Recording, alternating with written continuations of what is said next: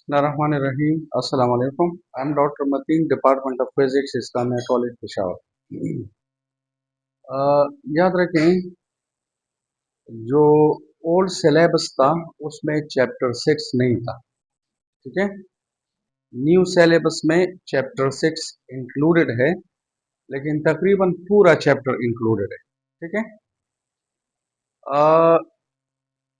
Chapter number 6 में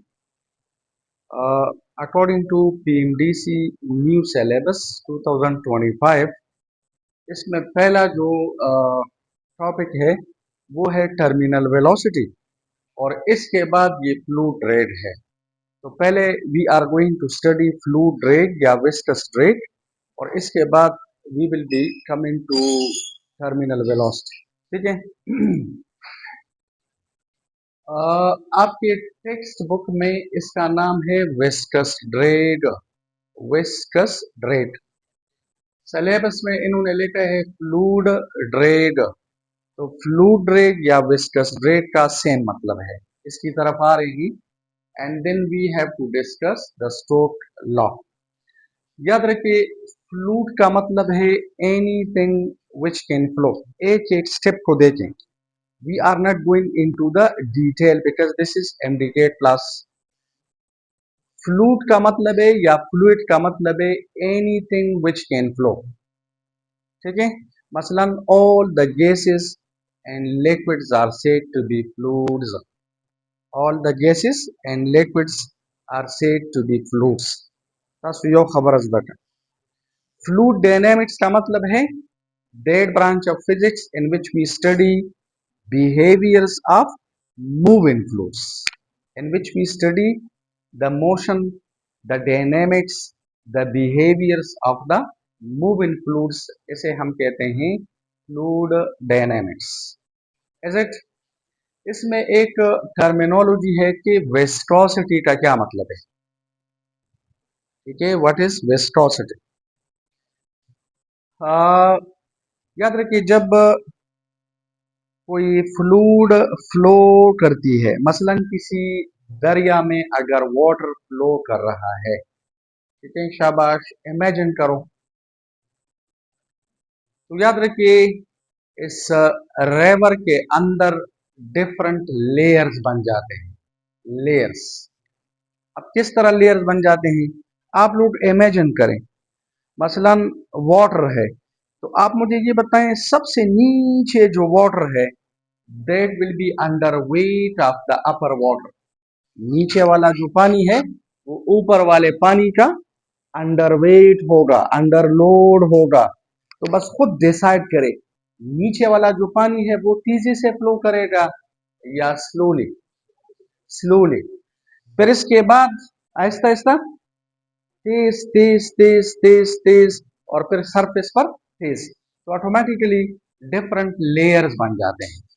अगर समझ नहीं आ रही, सपोज यहां पर अगर बहुत सारे स्टूडेंट्स खड़े हैं, ठीक है, और इनके ऊपर there is another layer of students, clear. और सपोज अचानक जलजला आ जाते and they are rushing out the room. तो आप मुझे ये बताएं, वो जो नीचे वाले स्टूडेंट्स है वो इजीली बांट सकेंगे या ऊपर वाले? ऊपर वाले, क्योंकि नीचे वाले क्या है, underweight. This is an ideal case, imagine करो। तो याद रखिए, नीचे जो लेयर है उसकी वेलोसिटी कम, फिर थोड़ी सी ज्यादा, फिर और ज्यादा, फिर और ज्यादा। तो आप देखिए, जब ये डिफरेंट लेयर्स फ्लो करती हैं, लेयर्स एक दूसरे के ऊपर फ्लो करती हैं, तो ये एक दूसरे के मोशन को क्या करेगी, oppose. This opposition, this resistance, this friction is called viscosity. Viscosity का मतलब है the opposition offered by a fluid to the dip, ठीक है, to the different layers of a fluid is called viscosity. The opposition offered by the different layers of a fluid to its flow is called viscosity. Understand? एक हमारे पास है coefficient of viscosity. Coefficient of viscosity का मतलब है the magnitude of the opposition offered by the different layers of a fluid to its flow. आप कहते हैं कि जब फ्लूइड फ्लो करती है तो लेयर्स आपस में एक दूसरे को क्या करती है, अपोज करती है. This opposition, this resistance, this reluctance, this hindrance is called viscosity. लेकिन इस विस्कोसिटी का मैग्नीट्यूड कितना है, इस अपोजिशन, इस रेजिस्टेंस का मैग्नीट्यूड कितना है. दद्दाब सुम्र, इस सुम्र का मतलब है मैग्नीट्यूड. तो याद रखिए, magnitude of the opposition offered by the different layers of a fluid to its flow is called coefficient of viscosity. ठीक है, तो कोएफिशिएंट ऑफ विस्कोसिटी क्या है, this is a physical quantity. और विस्कोसिटी क्या है, this is the property of a fluid. दोनों में फर्क है. विस्कोसिटी प्रॉपर्टी है किसकी, फ्लूइड्स की, और कोएफिशिएंट ऑफ विस्कोसिटी एक फिजिकल क्वांटिटी है. इसका बाकायदा यूनिट होगा, इसके डायमेंशंस होंगे. अंडरस्टैंड, शाबाश. और तीसरा टर्म है विस्कस ड्रेग. का क्या मतलब है, विस्कस ड्रेग, या इसे कहते हैं ड्रैग फोर्स, या इसे कहते हैं स्टोक फोर्स, या according to your syllabus, PMDC syllabus, इन्होंने इसे लिखा है फ्लूइड ड्रैग.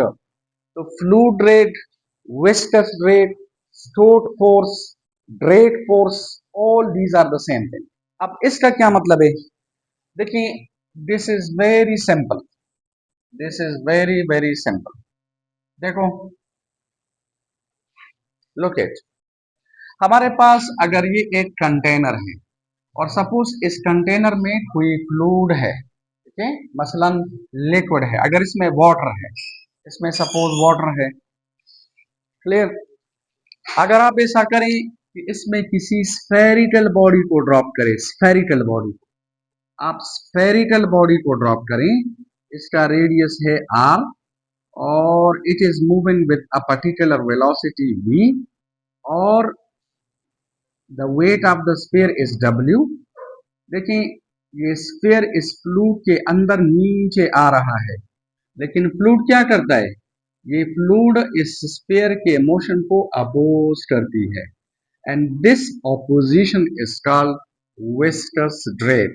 इसे कहते हैं विस्कस ड्रैग, या इसे कहते हैं फ्लूइड ड्रैग.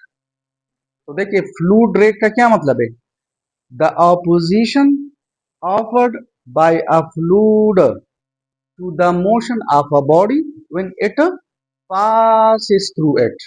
जब कोई बॉडी किसी फ्लूइड में से गुजर जाती है तो फ्लूइड उसके मोशन को क्या करती है, oppose. This opposition is called viscous drag. और जब फ्लूइड के लेयर्स, डिफरेंट लेयर्स आपस में एक दूसरे को अपोज करती है, this is called viscosity. Understand. अब देखें, फॉर एग्जाम्पल, अगर मैं जा रहा हूं, यहां पर फ्लूइड है, हवा है, आई एम मूविंग, तो I am opposed by the air. This opposition is called viscous drag, या फ्लूइड ड्रैग, या ड्रैग फोर्स, या स्टोक फोर्स. और ये जो ड्रैग फोर्स है, हम कैलकुलेशन नहीं कर रहे हैं, डेरिवेशन नहीं कर रहे हैं. Drag force is equal to 6 pi eta r into v. इसे कहते हैं फ्लूइड ड्रैग, या इसे कहते हैं स्टोक फोर्स, या इसे कहते हैं ड्रैग फोर्स, वगैरह वगैरह. तो आप लोग देखिए, जो ड्रैग फोर्स है, it is directly proportional to coefficient of viscosity. यानी अगर फ्लूइड की विस्कोसिटी ज्यादा है, ज्यादा विस्कस है, ज्यादा कंसंट्रेटेड है, तो what will happen, drag force ज्यादा होगा. ड्रैग फोर्स ज्यादा मींस कि बॉडी उस फ्लूइड के अंदर इजीली मूव नहीं कर सके. अब मसलन एक स्फेरिकल बॉडी को of the same nature, same material, आप लोग वाटर में डालें, दूसरे को हनी में डालें, तो हनी ज्यादा ड्रैग फोर्स अप्लाई करेगा, वाटर कम. आप एक बॉडी को सपोज वाटर में डालें, एक को हवा में डालें, तो ड्रैग फोर्स किस में ज्यादा होगा, वाटर में. ठीक है, क्योंकि वाटर की विस्कोसिटी हवा की विस्कोसिटी से बहुत ज्यादा है. तो it depends upon viscosity, number one. It depends upon r. R means radius of the spherical body, और it also depends upon the velocity of the spherical body. अच्छा, एक बात आप याद रखिए, वो नोट्स आपको मैं दूंगा, उन नोट्स में मैंने डिफरेंट टिप्स लिखे हैं और फिर ट्रिक्स लिखे हैं, तो याद रखें। टिप नंबर 1 ये है कि ये जो ड्रैग फोर्स है या स्टोक फोर्स है या स्टोक लॉ है, या समटाइम्स इसे हम स्टोक फार्मूला भी कहते हैं, स्टोक थ्योरम भी कहते हैं, वगैरह वगैरह। This is applicable only to spherical bodies. Tip number 1, r. R किसका होता है? स्फीयर का होता है। This formula is only applicable to spherical bodies. किसी और बॉडी को हम ये अप्लाई, इरेगुलर शेप्ड बॉडी को ये हम अप्लाई नहीं कर सकते। This formula is only applicable to spherical bodies. Understand? तो याद रखिए, विस्कोसिटी ज्यादा, ड्रैग फोर्स ज्यादा, आर ज्यादा, ड्रैग फोर्स ज्यादा। लुक एट, अगर ये स्फीयर बड़ा है, ठीक है, तो इसका आर ज्यादा है। आर जितना ज्यादा, तो आप लोग देखिए ज्यादा फ्लूइड इसको अपोज करे, ज्यादा फ्लूइड मींस विस्कस ड्रैग ज्यादा, और अगर आर कम है तो विस्कस ड्रैग कम है। तो आर पर डिपेंड करता है। और याद रखिए, it also depends upon the velocity of the spherical body. ये वेलोसिटी पर भी डिपेंड करती है। अगर किसी फ्लूइड में बॉडी की वेलोसिटी ज्यादा है तो विस्कस ड्रैग ज्यादा। अच्छा, आप लोग देखें, गौर से देखें, I am moving in air. देखिए, I am feeling in opposition, लेकिन ये ऑपोजिशन क्या है? कम।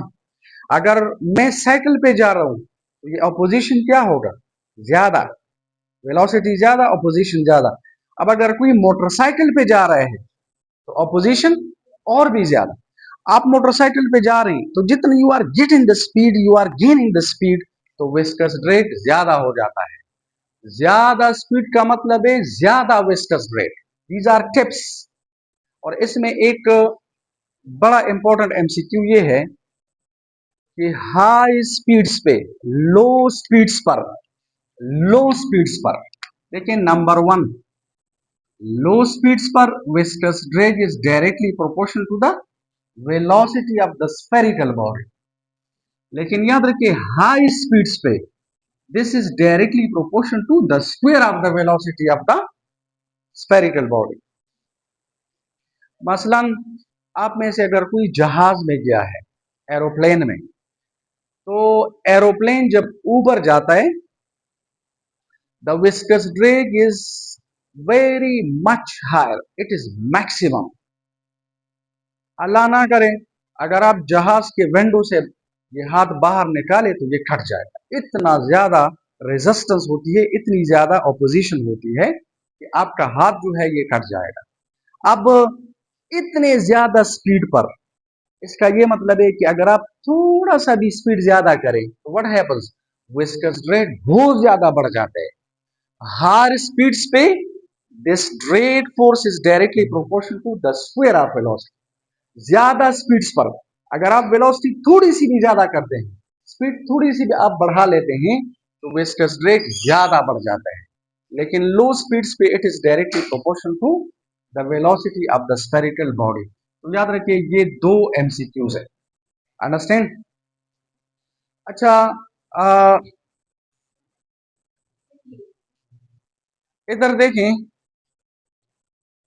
अगर आप यहां से ईटा कैलकुलेट करें तो eta can be written as drag force divided by 6 by, ठीक है, आर इंटू वी। तो रिमेंबर, ये ड्रैग फोर्स, फोर्स का यूनिट इस सिस्टम में क्या है? न्यूटन।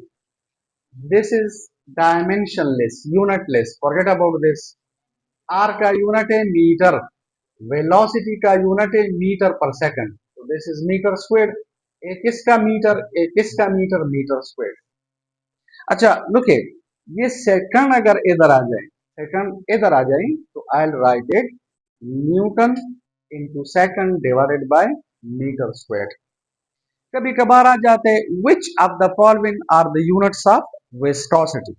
अब मसलन ऑप्शन ए में इस तरह लिखा है और ऑप्शन बी में ये लिखा है, what is newton per metre square, this is called pascal. याद रखिए, pascal is the unit of, pascal into second is the unit of viscosity, pascal into second is the unit of viscosity. तो both A and B, लेकिन remember अब हम analysis करते हैं, comparison करते हैं। आपको पता है न्यूटन फोर्स का ऐसा यूनिट है, सीजीएस सिस्टम में इस फोर्स का यूनिट, सॉरी फोर्स का यूनिट क्या होते हैं, डाइन। डाइन सेकंड, टाइम का तो सेकंड है और ये सेंटीमीटर स्क्वायर है।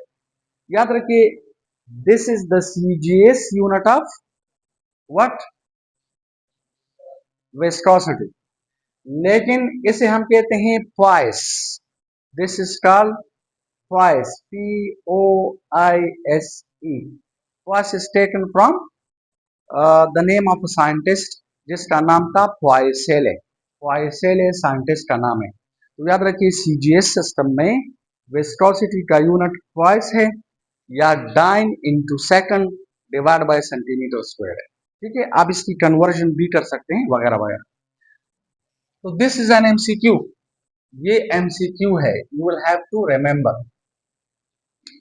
कभी कभार इस तरह जाते हैं कि which of the following are the dimensions of viscosity. देखें, अगर इस तरह लिखा है which of the following,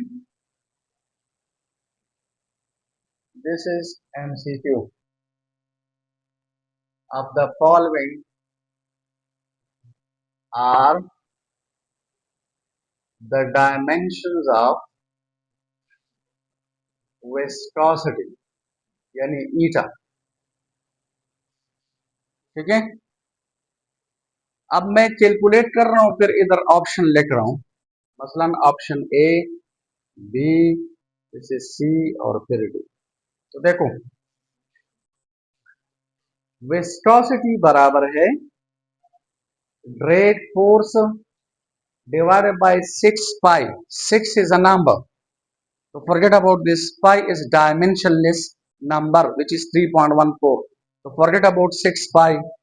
This is called Stokes constant और नीचे है r into v, r into v। ये मैं इस तरह लिख सकता हूं, drag force is ma, this is r into v। Clear? और ये मैं इधर लिखूंगा, देखें, ए की जगह लिखो v बाई टी, इधर लिखो r इंटू वी। अंडरस्टैंड? ये v के साथ कैंसिल करो, फॉरगेट अबाउट, तो दिस इज m। क्लियर? इधर आप लोग लिखे r into t, r means d यानी लेंथ।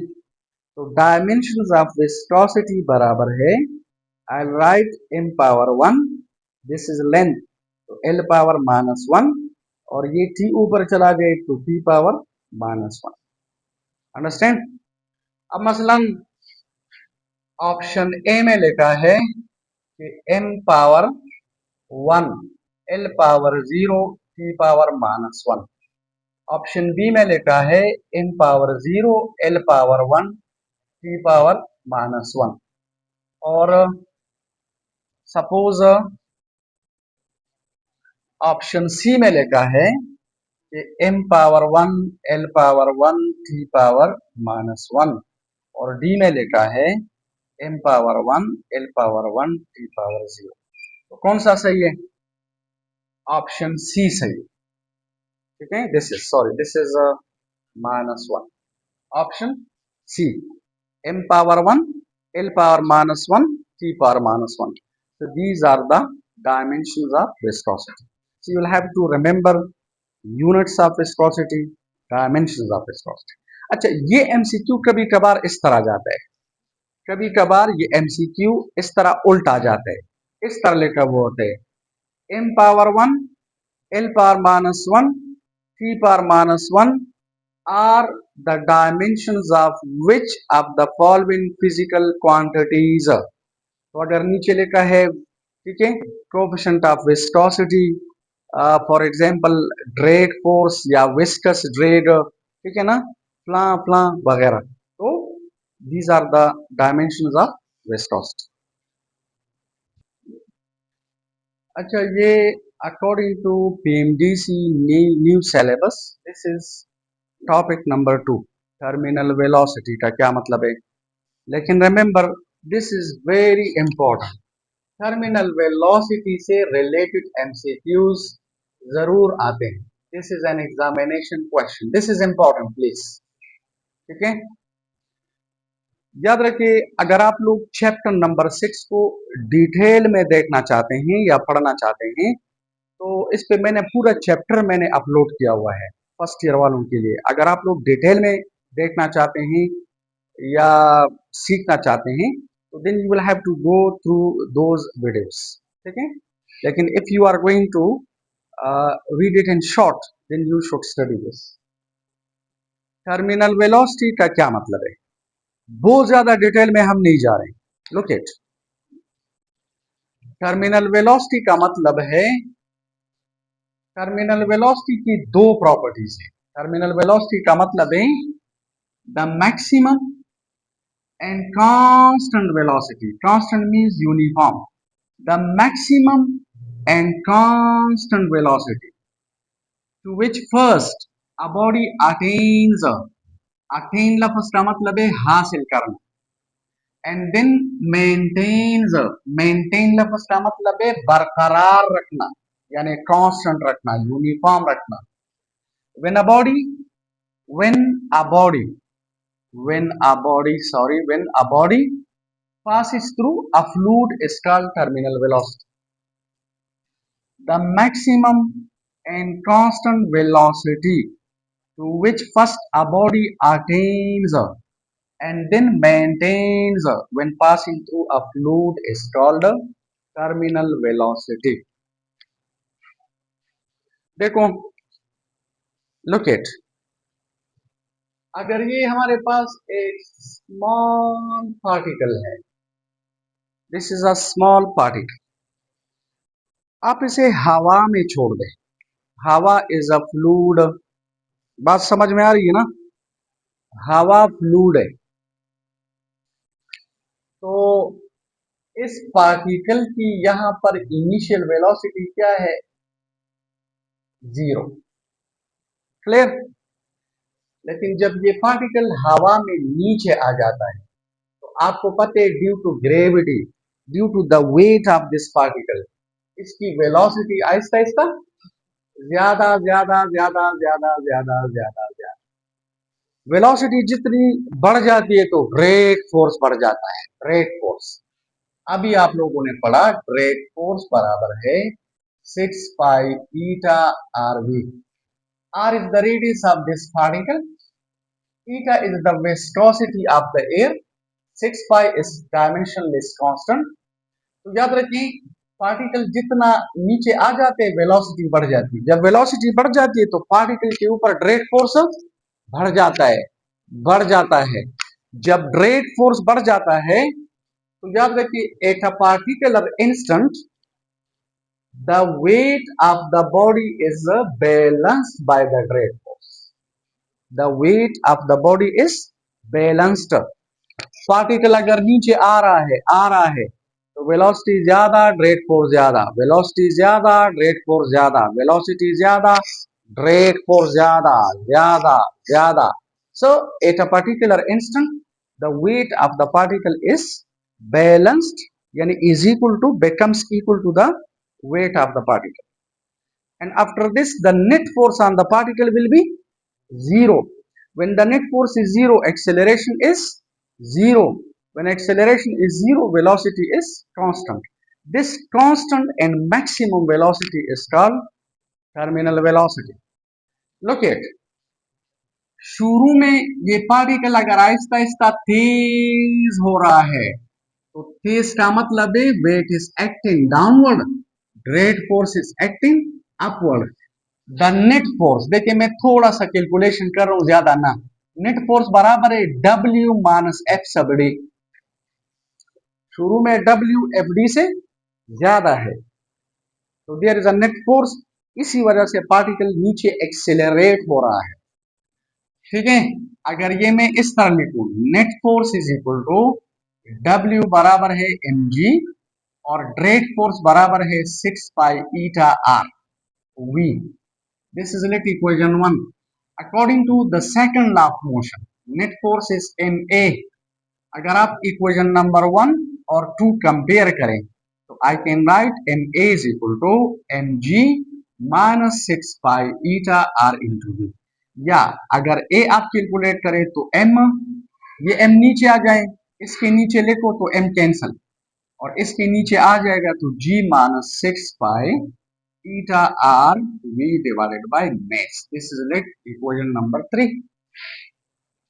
अच्छा, एक बात आप याद रखें, अगर पार्टिकल पर नेट फोर्स है और पार्टिकल नीचे एक्सेलरेट हो रहा है, वेलोसिटी बढ़ रही है, तो याद रखिए ये एक्सेलरेशन g से क्या होगा, कम। And this is an MCQ। Acceleration of the particle will be less than g before attaining the terminal velocity. Terminal velocity को हासिल करने से पहले पहले पार्टिकल का एक्सेलरेशन g से कम होगा। आप लोग देखिए a बराबर है g माइनस समथिंग, मतलब this a is less than g। लेकिन जब ये पार्टिकल नीचे आ जाता है तो वेलोसिटी ज्यादा, ड्रैग फोर्स ज्यादा, वेलोसिटी ज्यादा, ड्रैग फोर्स ज्यादा, वेलोसिटी ज्यादा, ड्रैग फोर्स ज्यादा। At a particular instant the weight is balanced by the drag force. When the weight is balanced by the drag force, okay, अगर W is balanced by the drag force, इसका मतलब है W minus F sub D is equal to 0. What is W minus F sub D? This is the net force which is equal to 0. Net force according to second law MA है, MA is equal to 0. When MA is equal to 0, तो इसका मतलब है या mess 0 होगा या acceleration, या दोनों। आपको पता है मेस तो 0 हो नहीं सकता, acceleration 0। When acceleration is 0, velocity is constant, and this constant velocity is called terminal velocity. ये वैल्यूज अगर आप इधर लेके एक्सेलरेशन की जगह लिखो 0, and this is g minus 6 pi eta r, v की जगह v terminal divided by m। इसको रीअरेंज करो और टर्मिनल वेलोसिटी कैलकुलेट करो, तो टर्मिनल वेलोसिटी आ जाएगी mg divided by 6 pi eta into r। This is the equation for the terminal velocity of a particle or body when it passes through a fluid. ये equation खुद एक MCQ है। अब अगर इस तरह आ जाए कि which of the following equations is fit for the terminal velocity of a body या particle, so this is the equation for the terminal velocity of the particle. Understand? शाबाश। इधर देखिए, देखो टर्मिनल वेलोसिटी बराबर है mg divided by 6 pi eta r। याद रखें, according to this equation terminal velocity is directly proportional to the mass of the body. According to this equation, terminal velocity is directly proportional to the mass of the body. यानी heavy body की terminal velocity ज्यादा। सुने जरा, ए मसलन ये एक particle है, this is another particle, इस बॉडी का मेस ज्यादा है, इस बॉडी का मेस कम है। तो गौर से देखो, इस बॉडी का मेस ज्यादा, ज्यादा मेस का मतलब है ज्यादा वेट। तो आप मुझे ये बताएं, ज्यादा वेट को बैलेंस करने के लिए ज्यादा ड्रैग फोर्स इज रिक्वायर्ड। ज्यादा ड्रैग फोर्स का मतलब है ज्यादा वेलोसिटी, क्योंकि 6 पाई ईटा आर कांस्टेंट है। फिर से सुने, अगर किसी बॉडी का मेस ज्यादा है तो वेट ज्यादा, ज्यादा वेट को बैलेंस करने के लिए ज्यादा ड्रैग फोर्स इज रिक्वायर्ड, ज्यादा opposing force is required which depends upon velocity. तो याद रखिए, जिस बॉडी का मेस ज्यादा, टर्मिनल वेलोसिटी ज्यादा। टर्मिनल वेलोसिटी ज्यादा, मेस कम, टर्मिनल वेलोसिटी कम। ये दो एमसीक्यूज हो गए। दो और, इस बॉडी का मेस कम है तो टर्मिनल वेलोसिटी कम, और इसकी टर्मिनल वेलोसिटी ज्यादा। तो याद रखें, जिस बॉडी का मेस ज्यादा, टर्मिनल वेलोसिटी ज्यादा, अगर टर्मिनल वेलोसिटी ज्यादा है तो ये बॉडी टर्मिनल वेलोसिटी को लेट गेन करेगी। ये बॉडी टर्मिनल वेलोसिटी पहले गेन करेगी और ये बाद में गेन करेगी। देखिए, इस बॉडी की टर्मिनल वेलोसिटी ज्यादा ज्यादा ज्यादा है, ज्यादा ज्यादा ज्यादा ज्यादा। तो ज्यादा टर्मिनल वेलोसिटी के लिए मोर टाइम इज रिक्वायर्ड, कम टर्मिनल वेलोसिटी के लिए कम टाइम इज रिक्वायर्ड। याद रखिए, heavy body will gain the terminal velocity later और lighter body will gain the terminal velocity first. ये दो एमसीक्यूज हैं। The heavy body will gain the terminal velocity later, this is a tip, or the lighter body will gain the terminal velocity earlier, jaldi se, first. It will first gain the terminal velocity and it will later on gain the terminal velocity because of mass. अच्छा, now look at, अब गौर से देखिए, another tip. This is a problematic equation. This is a very problematic equation. इसमें problem ये है, शाबाश, are you relax. Problem इस equation में ये है कि जब सेम मटेरियल का मटेरियल अगर कांस्टेंट है, मसलन वुड है या रबर है या स्टील है, ठीक है, या आयरन है, what ever, for the same material अगर मेस स्फीयर का मेस बढ़ जाते हैं, बॉडी का मेस बढ़ जाता है, तो मेस बढ़ाने से आर बढ़ जाता है। This is a small sphere, this is a big sphere. इसका मेस ज्यादा है तो आर भी ज्यादा है, इसका मेस कम है तो आर भी कम है। तो आप लोग देखें, ये मेस इस आर को क्या करते हैं, डिस्टर्ब। ये मेस इस आर को डिस्टर्ब करता है। तो according to this equation, terminal velocity directly proportional to the mass of the particular body but inversely proportional to R. अगरचे this is not inversely proportional to R. इसी वजह से इस इक्वेशन से हम इस मेस को क्या करते हैं, eliminate. The mass the reason to because this is problematic, this disturbs the radius of the spherical body, so we have to eliminate it. Mass यहां से एलिमिनेट करते हैं। Are you getting me? Why eliminate करते हैं? Because it disturbs r. Mass बढ़ जाते, are बढ़ जाते, मेस कम हो जाते, आर कम। तो ये मेस आर को डिस्टर्ब करता है, therefore we have to eliminate the mass from this equation. यहां से मेस एलिमिनेट करते हैं और इस मेस को हम इन टर्म्स ऑफ डेंसिटी लिखते हैं। डेंसिटी का कमाल ये है कि अगर आप 1 ग्राम आयरन ले लें, 1 kg आयरन ले लें, 1 मन आयरन ले लें, 1 टन आयरन ले लें, तो density remains constant for the same material. Material आप ज्यादा ले ले, कम ले ले, it doesn't matter, density remains constant. तो डेंसिटी आर को disturb for the same material नहीं करता। तो लेट अस सी, शाबाश, we have considered spherical body. तो याद रखिए, डेंसिटी बराबर है मेस पर यूनिट वॉल्यूम। तो मेस बराबर है रो मल्टीप्लाइड बाय वॉल्यूम। तो ज्यादा डिटेल में मैं नहीं जाता। ये किसका वॉल्यूम है, स्फीयर का। स्फीयर का वॉल्यूम बराबर होते हैं 4/3 आर क्यूब, ठीक है। तो ये मैं लिख सकता हूं, mass is 4/3 rho are cube. Put this equation number 2 and 1 इधर पुट करें तो टर्मिनल वेलोसिटी आ जाएगी। मेस की जगह लिखो 4/3 rho are cube, this is mass, और g divided by 6 eta R. आप अगर देखें,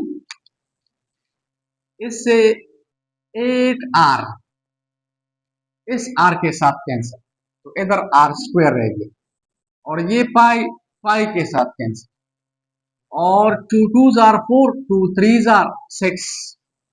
तो ये अगर आप सिंप्लीफाई करें, so I'll have to write it like this: terminal velocity is equal to, ये 2 और 3 3s are 9, तो 2/9, और this is rho g r squared, rho g r squared, और डिवाइडेड बाय इधर सिर्फ ईटा रह जाते हैं, ईटा। So this is a very fantastic, this is a very dramatic and fascinating equation for the terminal velocity of a spherical particular body, is it? अब इस equation में there is no problem. अच्छा देखें, अब टिप्स की तरफ आ रहे हैं। टिप नंबर 1 हमने बिल्कुल शुरू में पढ़ा था, गो बैक। हमने पढ़ा था कि फिजिक्स में एमडीकेट के लिए सबसे इंपॉर्टेंट चीज क्या है? क्या है? फार्मूला। फार्मूले के बगैर फिजिक्स इज इम्पॉसिबल। तो लुक इट, ये इक्वेशन हमें बता रही है कि terminal velocity, tip number 1, terminal velocity is directly proportional to the density of the spherical body. जिस बॉडी की डेंसिटी ज्यादा, टर्मिनल वेलोसिटी ज्यादा। अब सुने जरा, मसलन आप लोगों के पास ये रबर बॉल है और ये स्टील बॉल है, रबर एंड स्टील बॉल। इस पेपर एमसीक्यूज करेंगे, डोंट वरी। इनके साइज अगर सेम है, साइज का मतलब है, साइज मींस, साइज का क्या मतलब है? स्टूपिड। हाँ, साइज का क्या मतलब होता है? Size, you are going to become doctors. This is very surprising. Size का मतलब है वॉल्यूम, साइज का मतलब है रेडियस, साइज का मतलब है diameter. If they have got the same r, size इसका और इसका सेम, इनके साइजेस आर द सेम। अगर आप इन दोनों को सेम फ्लूइड में डालें, सेम फ्लूइड में डालें, तो याद रखिए टर्मिनल वेलोसिटी किसकी ज्यादा होगी? शाबाश, टर्मिनल वेलोसिटी किसकी ज्यादा होगी? किसकी डेंसिटी ज्यादा है? स्टील की या रबर की? स्टील की। स्टील की डेंसिटी ज्यादा है, रबर की कम है। पति मिस्त्रियानम पूरी, ट्राई टू अंडरस्टैंड। आप लोग देखें, स्टील की डेंसिटी रबर की डेंसिटी से ज्यादा है, इसकी डेंसिटी ज्यादा है। तो अगर इस तरह का एमसीक्यू आ जाए कि two balls of rubber in steel of the same sizes are allowed in the same, are allowed to fall in the same fluid, ठीक है, then the terminal velocity of, अगर नीचे लिखा है steel ball is greater than rubber ball, steel ball is less than rubber ball, both have got the same terminal velocities, all of them none वगैरह, तो steel ball की terminal velocity rubber ball से क्या होगी? ज्यादा। Y? क्योंकि steel की density rubber से ज्यादा है, स्टील की डेंसिटी रबर से ज्यादा है। इक्वेशन चेक है वही कि terminal velocity is directly proportional to the density of the spherical body, तो स्टील बॉल की टर्मिनल वेलोसिटी ज्यादा।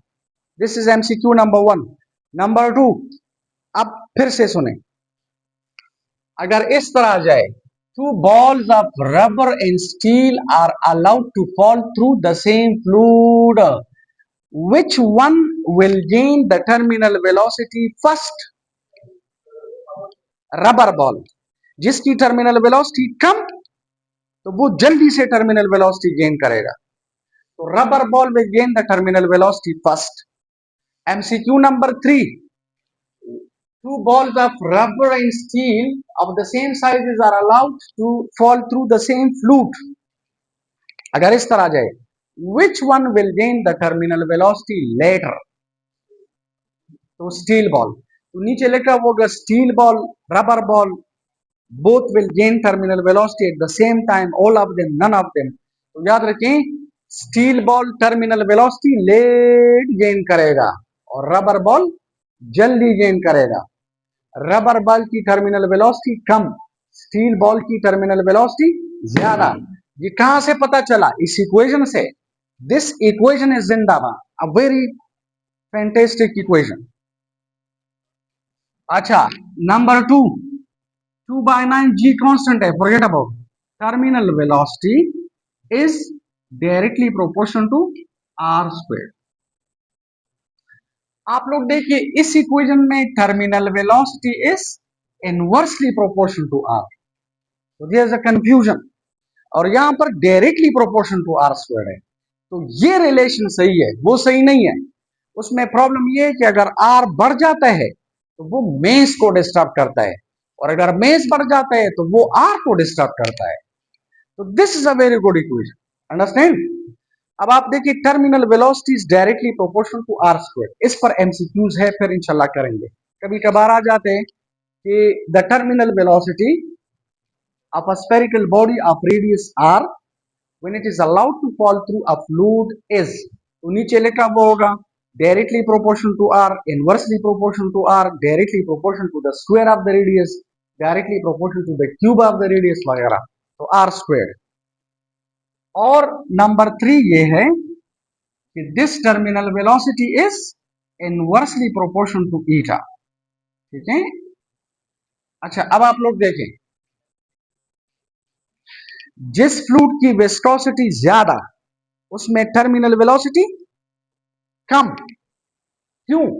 क्योंकि उसका ड्रैग फोर्स ज्यादा होते हैं, बॉडी पर फ्लूइड का ड्रैग फोर्स ज्यादा। तो ड्रैग फोर्स अगर ज्यादा है वो वेट को जल्दी से बैलेंस करेगा, तो टर्मिनल वेलोसिटी कम। टर्मिनल वेलोसिटी कम तो जल्दी गेन करेगा। तो इसमें भी 4 एमसीक्यूज है। अब मसलन देखें, ओके, अगर हमारे पास ये दो फ्लूइड्स हैं, दो कंटेनर है, लुक एट लाइक दिस। मसलन इसमें है हनी और इसमें है वाटर। अगर आप इसमें भी स्टील बॉल को, this is a steel ball, this is also a steel ball, इन दोनों के साइज सेम है, आर सेम है और डेंसिटी तो है सेम। क्लियर? यानी अगर इस तरह एमसीक्यू आ जाए कि when two steel balls of the same sizes are allowed to fall into different liquids, for example water and honey. Clear?